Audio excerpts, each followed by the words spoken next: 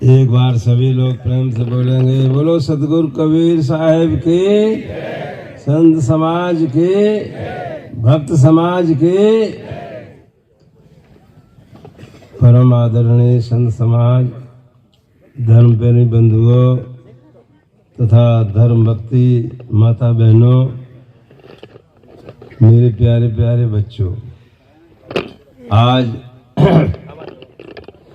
सदगुरु श्री ज्ञान साहब की श्रद्धांजलि है और आप लोग सब एकत्रित हुए हैं।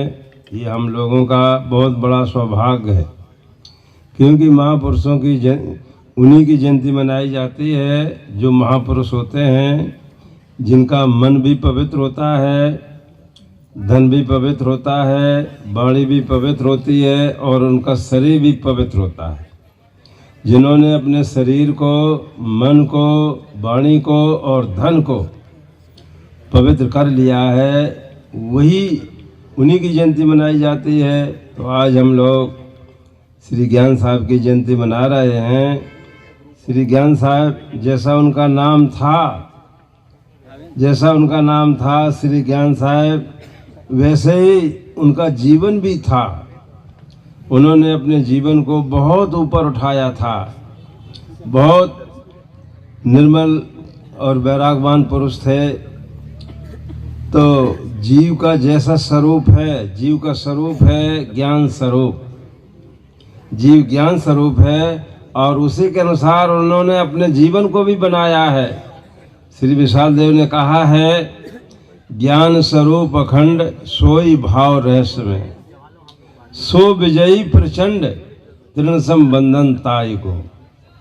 ज्ञान स्वरूप अखंड, जो जीव का ज्ञान स्वरूप है वो अखंड है, सोई भाव रहस्य में, और उसी के भाव रहस्य नाम रहने में आना चाहिए। हम लोग कहते तो हैं हम शुद्ध हैं, बुद्ध हैं, मुक्त हैं, लेकिन कहाँ बह रहे हैं?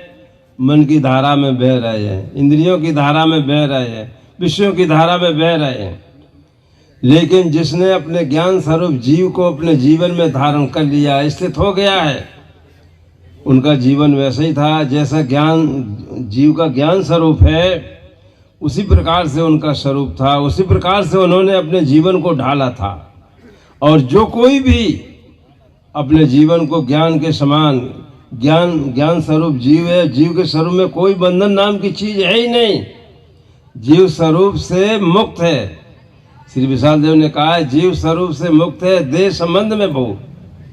वो देह संबंध में भूल है और जीव अपने स्वरूप से मुक्त है। सब मुक्त हैं, लेकिन मान बंधन में आवा। सदगुरु श्री सामने कहा है, मान बंधन में आवा, मान करके बंधन में पड़ गया है।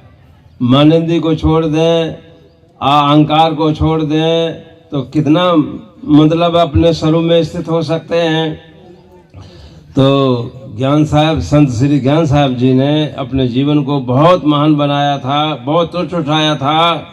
और उनके जो संगी साथी हैं उनको भी चाहिए, जैसा उनका जीवन है वैसा हम भी अपने जीवन व्यतीत करेंगे, क्योंकि शिष्य का कर्तव्य वही होता है।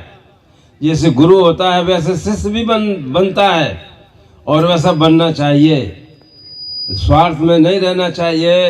तो इस प्रकार से उनका जीवन बहुत महान था। उन्होंने जीवन को कितना पवित्र और महान बनाया था, उन्होंने अपने जीवन को कितना भक्ति में उतारा था। इसी प्रकार से हम लोगों को भी जीवन बनाना चाहिए, तभी सच्ची जयंती मनाने का अर्थ होगा। उनका जीवन बहुत महान था। कबीर साहब ने बीजक में कहा है, संतों का जीवन कैसा होता है? हर जन हंस दशा लिए डोले। हर जन, हरि नाम ज्ञान, हरि के तो बहुत अर्थ है, लेकिन यहाँ ज्ञान है। जो ज्ञान रूपी हरि में रमण करने वाले हैं, जो ज्ञान रूपी हरि में जो रमण करता है वही संत है। ज्ञान रूपी हरि में जो रमण करता है वही संत है, वही संत है। तो हर जन हंस दशा लिए, हंस दशा विवेक दशा, जड़ चेतन निर्णय की दशा, स्वरूप स्थित की दशा। वो कैसे थे? वो मतलब अपने जीवन को महान बनाया था। वो अपना विवेक हंस दशा को लिए, हंस दशा को धारण करके जगत में डोलते थे। स्वरूप स्थित को प्राप्त करके स्वरूप स्थित में स्थित होकर के और अपनी रहनी गहनी बनाते थे। हर जन हंस दशा लिए ढोले, निर्मल नाम चुनी चुन बोले। और निर्मल नाम, पवित्र नाम चुन चुन करके पवित्र नाम, पवित्र वाणी बोलते हैं। ऐसा नहीं कि भक्त कोई कह दिया जैसा कह दिया, पवित्र वाणी की, संतों की वाणी भी पवित्र होना चाहिए। संतों की वाणी से कभी गाली नहीं निकलना चाहिए। संत बैठे हुए गाली कभी नहीं निकलेगी। समय हो चुका है, इसलिए मैं यहीं पर अपनी वाणी को विराम देता हूँ।